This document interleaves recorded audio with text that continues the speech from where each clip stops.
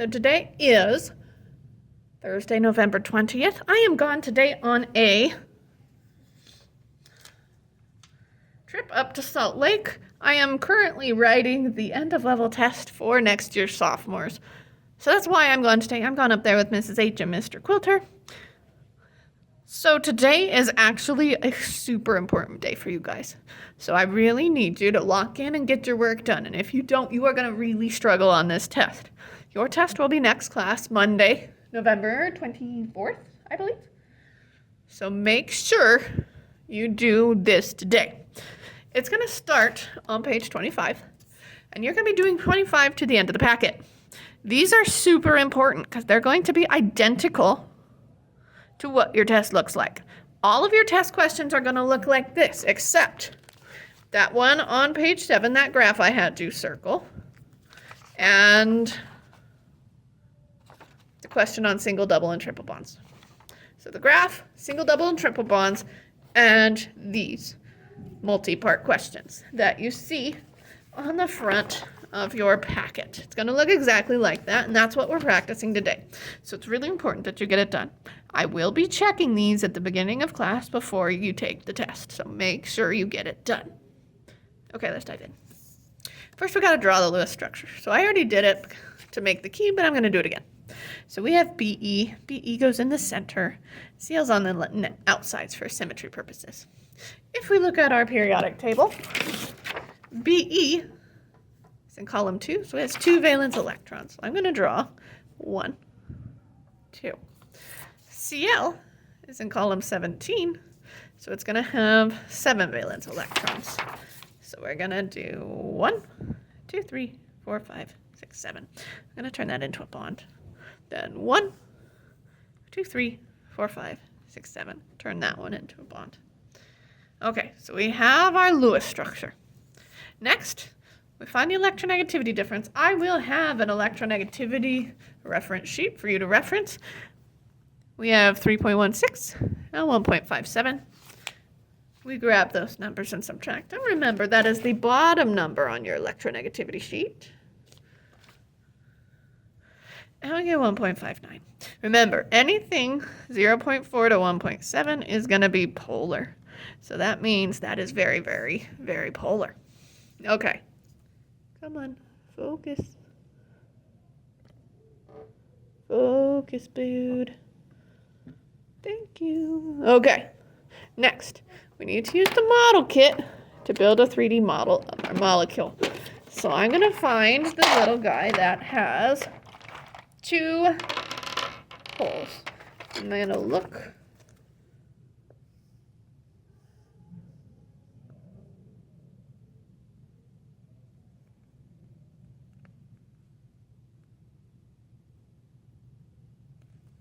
Gray. Nope. There we go. So this guy has 2 holes, because if we look at beryllium, there's 2 domains. And remember, domain is just anywhere we have electrons. So we have electrons in this bond and this bond. So we have 2 domains. So I need to find the guy with 2 holes, and I found him. It's this guy right here. And I'm going to build this molecule. So I have a middle atom with 2, and I have 2 attached. So he's going to look like that.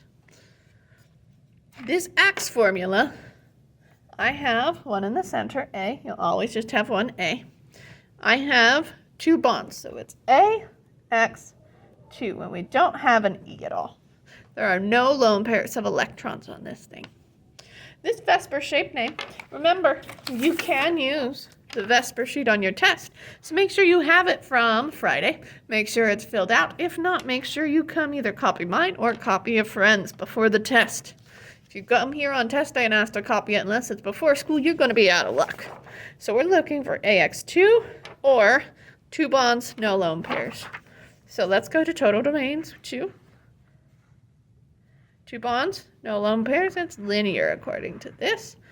And linear. So our Vesper shape name is linear. And because it's linear, I just have to draw in a line just like I originally did. And remembering to draw all my dots. Awesome. Okay, if any polar bonds are present, draw the partial charge symbols. Remember, that's the unfinished 8 with a negative or positive.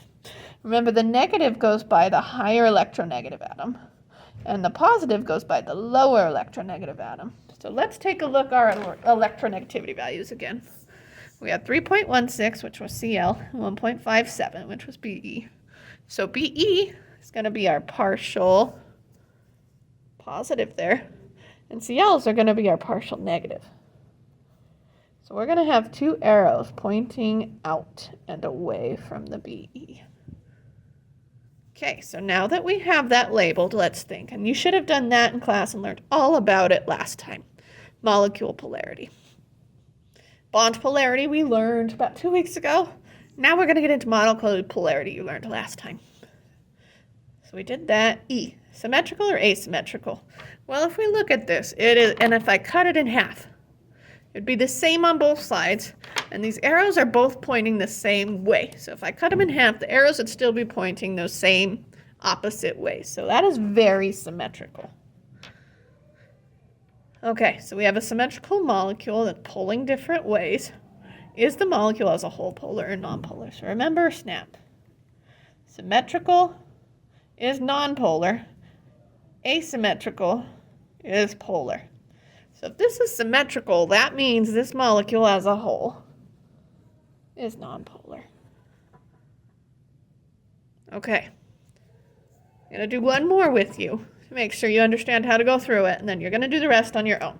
Remember, I'm going to check it at the beginning of class next time. I don't want you to turn it in, because I want you to be able to study it, but I will check it at the beginning of class next time. So let's do this next one, SO2. We have S in the center and two O's on either side. So we have O has 6. So we have 1, 2, 3, 4, 5, 6. We don't like that guy there because he's a free radical, but we'll take care of that in a second. 1, 2, 3, 4, 5, 6. Again, a free radical. We don't like that. Then we have 1, 2, 3, 4, 5, 6. Okay. So I do have a bond there, and I do have a bond there, but I have to do something with these free radicals. If we look at our periodic table, S is in fact, hold on, I'm finding my periodic table. There it is. Give it back. S is in fact row 3. And because it's in row 3, it can have an expanded octet, which means it can have more than 8. Remember, row 3 and below can have more than 8. So we had a suboctet. Now we're going to have an expanded octet. So what we're going to do is we're going to take away that free radical. We're going to take away one of the electrons from sulfur. We're going to double bond. We're going to do that same thing on the other side. So let's check. We have 2, 4, 6, 8. Our oxygen's happy. 2, 4, 6, 8, 10. We'll double check that again in a second. And then 2, 4, 6, 8. Everyone's happy. And our S is in 3 or below, so it can have expanded octet. Let's check formal charge. I put a box around O and S. So I have S came to the party. S and O both came to the party with 6 electrons. So they want to leave the party with 6 electrons. Let's make sure they did that.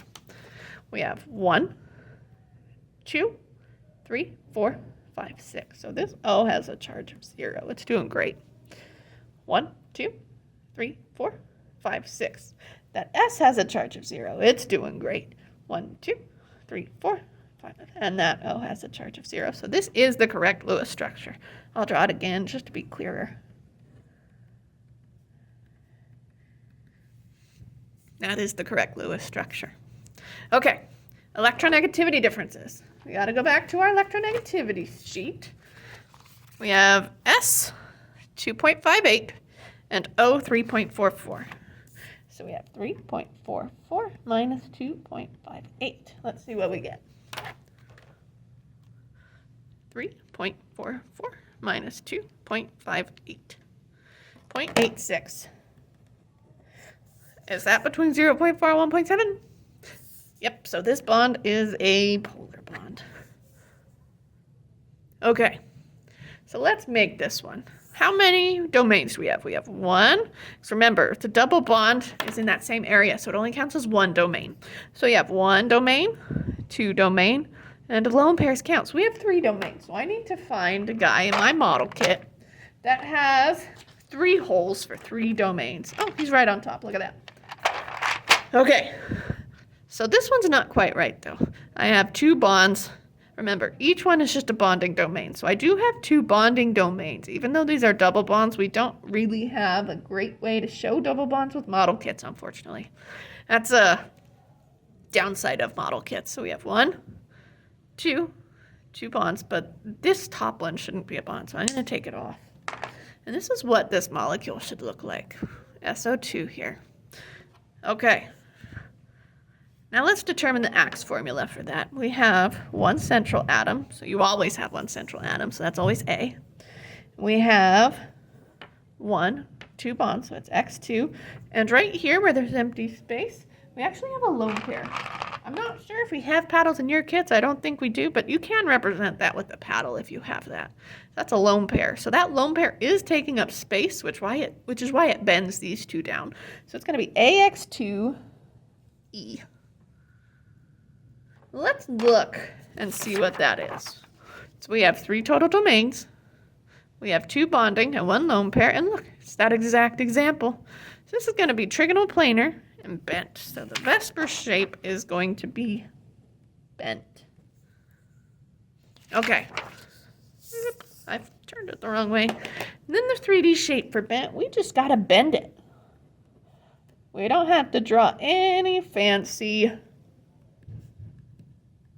wedges or ladders. We just got to bend it. But to review, if it's a wedge, it's going away from you. Sorry, if it's a ladder, it's going away. If it's a wedge or a pizza slice, it is coming out towards you.